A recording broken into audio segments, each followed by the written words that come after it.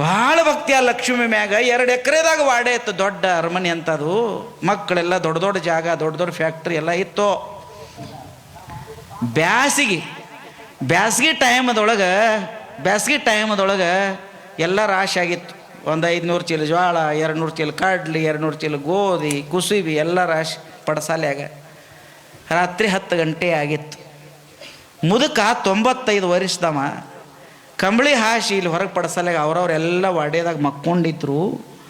10 ಗಂಟೆ 10:30 ಗಂಟೆಗೆ ಒಳಗಿಂದ ಅಗಳಿ ವಾಡ್ಯದ ಬಾಗಲ ಅಗಳಿ ಇಕ್ಕಿತ್ತು. ಮೂಲ್ಯಾಂದ ಬೆಳಕು ಬಂದಾಗ ಏನು ಮಿಂಚಿತನಿದು, ಏನು ಮಳೆನೂ ಅಲ್ಲಿದೆ, ಈಗ ರಾಶಿ ಆಗ್ಯಾವ, ಏನು ಮಿಂಚಿದಂಗಂತ ತಿರುಗಿ ನೋಡಿದ.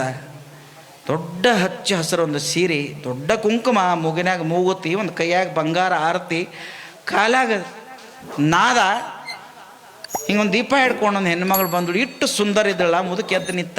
ಅವ್ನು ವಿಚಾರ ಮಾಡಿದ, ನಮ್ಮ ಸ್ವಸ್ತ್ಯಾರ ಅಲ್ಲ, ನಮ್ಮ ಮನೆಗೆ ಯಾರೂ ಬೀಗರು ಬಂದಿಲ್ಲ, ಬಾಗಿಲು ಮುಚ್ಚಿದ ಬಾಗಿಲ್ದಾಗ ಇವ್ರು ಬರ್ತಾರ, ಚಂದ ಬೆಳಕೈತಿ ಕೈಯಾಗಿ, ಇವ್ರು ಯಾರತ್ತು ಓಡಿ ಹೋಗಿ ಕೇಳಿದೆ, ಯಾರ? ಯವ್ವ ನೀವು ಒಮ್ಮಿಂದೊಮ್ಮೆ ಕಾಣ್ತಿಲ್ಲ, ಯವ್ವ ನೀ ಯಾರ?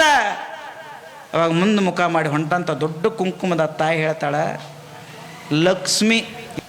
ಅವಾಗ ಕಣ್ಣಾಗ ನೀರು ಬಂದು 9 ಜನ ನಮ್ಮ ಹಿರಿಯರೆಲ್ಲ ಮೂರ್ತಿ ಪೂಜೆ ಮಾಡಿ ಅಭಿಷೇಕ ಮಾಡಿದ್ರು.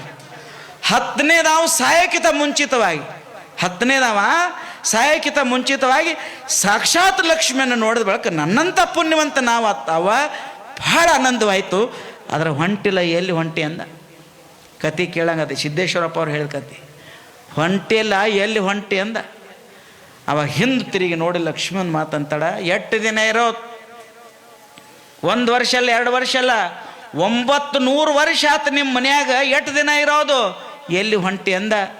ಎಲ್ಲೋ ನನ್ನ ಮನಸ್ಸು ಬಂದಲ್ಲಿ ಯಾರೋ ಉದ್ಧಾರ ಮಾಡಕ್ಕೆ ಹೊಂಟೀನಿ. ಯವ್ವ ನನಗೊಂದು ಮಾತು ಹೇಳ್ರಿ, ಹೊತ್ತು ಮುಂದಿದ ಬಳಕೆ ಯಾರೇ ಒಂದು ಸೇರಿ ಏನ್ರಿ ಕೆಳಗೆ ಬರೋದು, ಲಕ್ಷ್ಮಿ ಹೋಗ್ತೈತೆ ಕೊಡಂಗಿಲ್ಲ, ನೀವು 10 ರೂಪಾಯಿ ಬೇಡ್ರಿ ಕೊಡಂಗಿಲ್ಲ, ನಾಳೆ ಬರಂತೀರಿ. ಮತ್ತು ಸಾಕ್ಷಾತ್ ಲಕ್ಷ್ಮಿನ ಹೊಂಟಾಗ ಮುದುಕನ ಕಣ್ಣಾಗ ನೀರು ಬಂದು, ದೇವ್ರೇ ಯಾವ್ರೇ ಮನುಷ್ಯ ಅದನ್ನ ಕೈ ಹಿಡಿದು ಎಳ್ಕೊಂಡು ಹೋಗ್ಬೇಡ ಅನ್ನೋದ. ದೇವ್ರು ಹೊಂಟ ಬಳಕ ಅವಂದ, ಇಲ್ಲಿವರೆಗೆ ರಾಜ್ಯ ವೈಭವ, 8 ಊರಾಗ ಇವತ್ತಿನ ಕಾರವಾರ, ಇಡೀ ಕರ್ನಾಟಕದಾಗ ಹೆಸರ, ಮನೆಯಾಗಿನ ಲಕ್ಷ್ಮಿ ಹೋಯ್ತು, 10ನೇ ತಲೆದಾವ ಲಕ್ಷ್ಮಿ ಹೋದ ಬಳಕ ಇದೆಲ್ಲವೂ ಬಡತನ ಬಂದಾಗ ಇವತ್ತಿನ ದಿನ ರಾಮನ ವನವಾಸ ಬರ್ತದೆ. ನನ್ನ ಕಾಲಗುಣದಿಂದ ಲಕ್ಷ್ಮಿ ಹೋಗ್ತಾಳ, ನನ್ನ ಹೆಸರು ಕೆಟ್ಟತಲ್ಲ, ಮಕ್ಕಳೆಲ್ಲ ಅನಾಥ ಆಗತ್ತವಂತ ನಿತ್ತಳಾಕತ್ ಕಟ್ಟೆ ಮೇಲೆ. ಅದರ ದೇವ್ರಿಗೆಲ್ಲ ಗೊತ್ತ್ರಿ.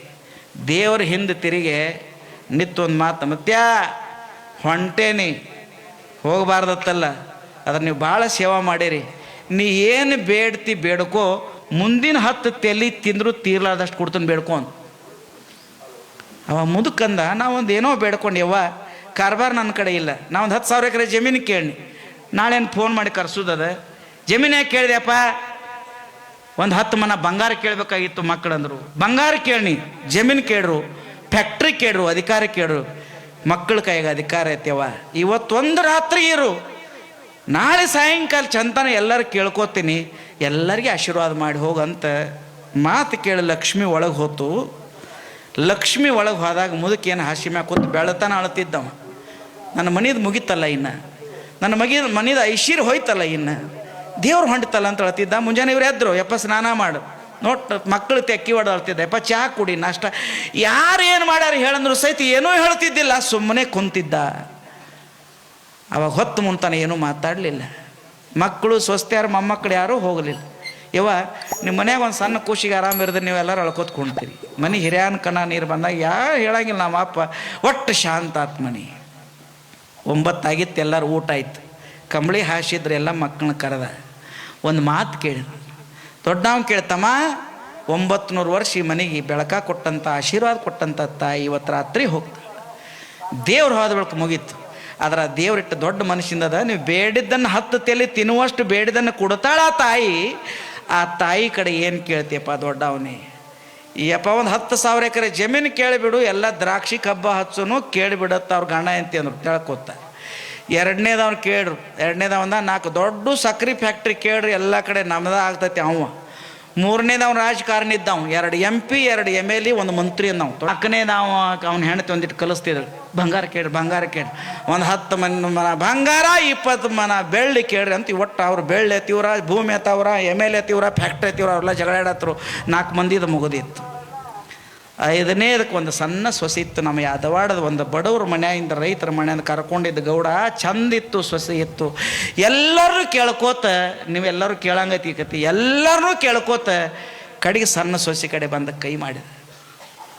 ಯವ್ವ, ಅವ್ರ ಜಮೀನು ಕೇಳ್ತಾರ, ಅವ್ರ ಫ್ಯಾಕ್ಟ್ರಿ ಕೇಳ್ತಾರ, ಅವ್ರ ಬಂಗಾರ ಕೇಳ್ತಾರ, ಇವ್ರ ಕುರ್ಚಿ ಕೇಳ್ತಾರ, ಎಲ್ಲ ಕೇಳ್ತಾರ. ನಿಂಗೆ ಏನು ಬೇಕು? ಎದ್ದು ನಿತ್ತು ಒಂದು 20 ವರ್ಷದ ಹುಡುಗಿ ಕಣ್ಣಾಗ ನೀರ. ಮಾವುಗಂದ್ರೆ, ಯಪ್ಪ ಮಾಮ, ದೊಡ್ಡವ್ರೆಲ್ಲ ಅಕ್ಕ ತಂಗಿರ ಅಣ್ಣತಮ್ಮರೆಲ್ಲ ದೊಡ್ಡವ್ರ ಅನ್ನಗಳು ಪಂಚರು ಎಲ್ಲ ಕೇಳಿದಾಗ ನಾ ಏನು ಹೇಳೋದು? ನೋಡು, ಯಾವತ್ತು ಮದುವೆ ಆಗಿ ವಾಡ್ಯದಾಗ ಬಂದೆಲ್ಲ ಅವತ್ತು ನೀ ಗೌಡತಿ, ನೀ ಕೂಲಿಕಾರ ಮಗಳಲ್ಲ. 4,000 ಎಕರೆದಾಗ ನಿನಗೊಂದು 100,000 ಎಕರೆ ನಿನಗೂ ಮಾಲಕ್ತದಿ. ಎಲ್ಲರ ಜೊತೆಗೆ ಕೇಳೋ ಹಕ್ಕು ನಿನಗೂ ಐತಿ ಮಗಳೇ. ಸಣ್ಣಕ್ಕೆ ಅಂತ ಅನ್ನಕ್ಕೆ ಹೋಗ್ಬೇಡ. ಎಲ್ಲರಿಗೂ ಏನೋ ಅನಿಸ್ತು, ನಿನಗೇನು ಅನಿಸ್ತತಿ ಕೇಳಂತ ಒಂದು ಮಾತಂದಾಗ ಎದ್ದು ನಿತ್ತಾಳ ಸೊಸೆ. ಬಿಕ್ಕಿ ಅಳತದ. ಏನೂ ಗೊತ್ತಿಲ್ಲ, 21 ವರ್ಷ ದುಡಿ ಕಣ್ಣಾಗ ನೀರು ಬಂದಾವ.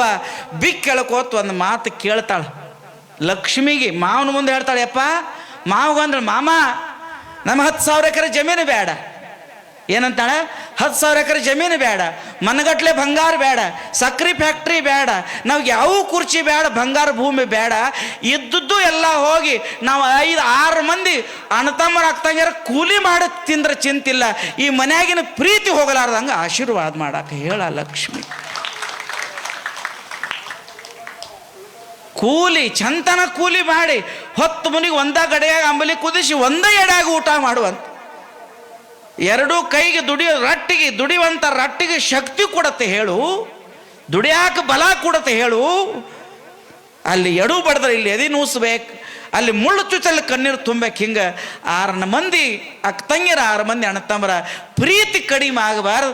ಮನ್ಯಾಗ ಮನುಷ್ಯನಾಗ ಎಲ್ಲರೂ ಕೂಡಿ ದುಡಿದ ಈ ಮನ್ಯಾಗ ಪ್ರೀತಿ ನಕ್ಕೋತಿರುವಂಥ ಆಶೀರ್ವಾದ ಕೊಟ್ಟ ಇದನ್ನು ಎಲ್ಲ ಅವಯಂತ ಹೇಳತ್ತ ಸೊಸಿ.